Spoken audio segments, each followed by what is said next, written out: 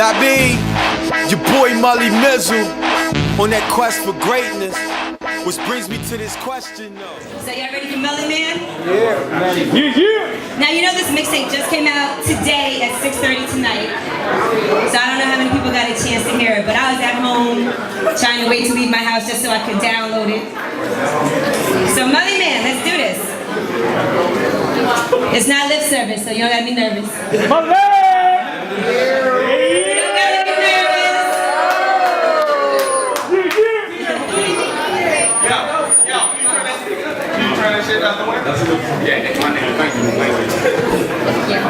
Alright, so listen, you know I gotta start with a difficult question. Now I know you're from Baltimore, and we know you had the Harder Than Baltimore album, and I know you have a lot of support in the DMV, but you recently moved to Atlanta. So why would you do such a thing? I feel like in Baltimore, I pretty much did all that I could do. If anyone's familiar with The Wire, then you know that Baltimore is like a pretty tough town to do anything in. You know what I'm saying? And politically and industry-wise, Baltimore just has kind of like a ceiling as far as what you can do. And in Atlanta, that ceiling, I lifted that ceiling, and you know, all the networks and different things that I need in Atlanta, LA, and in New York. So I moved to Atlanta, you know what I mean, so I could get here. Okay. You know what I mean? Alright, and I see that you've been doing a lot of work out there with a lot of different people, but still, even on the Mullyman vs. the Machine, you do have Raheem Devon on here. You do have Phil Ade on here, and Tabby Bonet also directed one of your videos. Sean Paul's on this mixtape as well. Those DMV love right there. Shout out to Raheem Devon. Shout out to Phil Ade, up and coming artist from somebody knows who he is up here. I heard somebody go, woo! Alright. You know what I'm saying? Yeah, like I gotta show that DMV love. If you're not familiar with the DMV movement, the DMV basically is DC, Maryland, and Virginia. I represent, Virginia in the house, alright, I see you. You know, alright, you showed me love earlier. How you doing? You know what I'm saying? But Happened earlier. Yeah, we're talking about that. But it's DC, Maryland, and Virginia, and I'm holding down the Baltimore sector of that whole movement. So I stand behind that and I represent to the fullest. You know what I'm saying?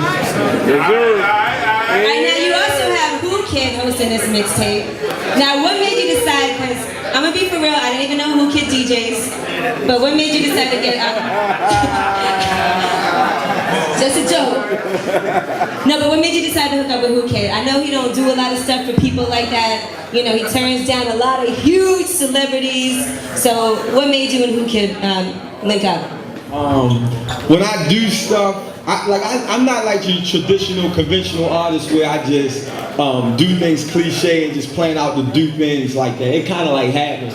And the conversation started first, the possibility. I didn't know if it was possible, you know what I'm saying? Because I know how he rejects a lot of stuff that he just ain't, that he ain't feeling. So, the conversation had to start first, but thoughts become things. You plant that seed, sometimes it just creates the kinetic energy for it to happen. So, the fact that we just sitting here just means this was meant to happen. So, I bless and go to God for that one, because who can just get Whoo Kid? So I can sit here and say I'm the best rapper in the world, even though I believe that. But, blessings go to God, but I'm sitting here with Angela and DJ Whoo Kid. Alright. Let's go. Yeah. Now, how do you feel about Wale signing with Rick Ross as your fellow brethren from the DMV? You think that's a good move? Is that something that you would want to do? I wish him success, because so far, Wale hasn't taken the conventional route either, and everyone has doubted everything that he's done so far, but it's worked some type of way. So at this point, I can't doubt nothing that Wale does, because his decisions never make sense to everybody else, but then they work out for him somehow. Alright, so listen, I know you also got a lot of video play, even without having a major label deal last year. How did that all work out for you? You had people coming to see you in Baltimore to interview you and follow you around. Boy, it's crazy because Tabby Bonet, he was the first DMV artist to really get that love on MTV Jams.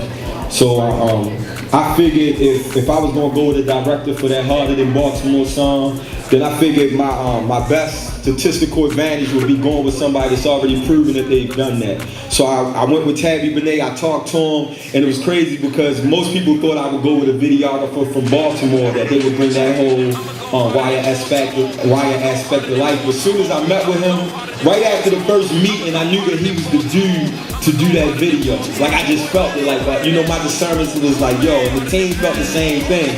And man, Serious Joe's out there. Shout out to Serious Joe. He cracking on my people accent, you know what I'm saying? But once I talked to him, we sat at the table, we talked about what we was going to do. I knew that he was the dude to do it, and it worked out for us. All right. Well, listen, I know we got to get into this mixtape, but last question for you before we get into it. The Baltimore Ravens, what's the connection there? Because I know are they using your song? Or what, like, how did that work out? Because that's a big deal. Not that they made it to the Super Bowl, but...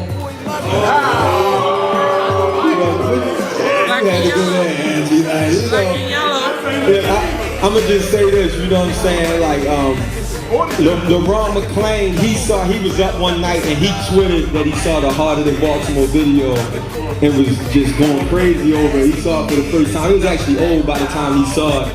But he, you know, he tweeted about it, you know what I mean? And he hit me up, and I did a freestyle over the black and yellow, black and purple freestyle, and it was crazy. Like Ray Rice, he retweeted it, LeBron McClain retweeted it, and then it made radio back home in Baltimore.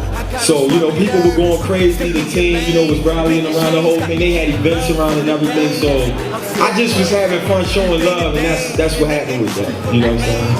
All right, okay, let's get into the music, all right? How about we do that? So we have a few songs off the mixtape, not the whole thing that we're gonna play, just so you guys can get a little a taste of it.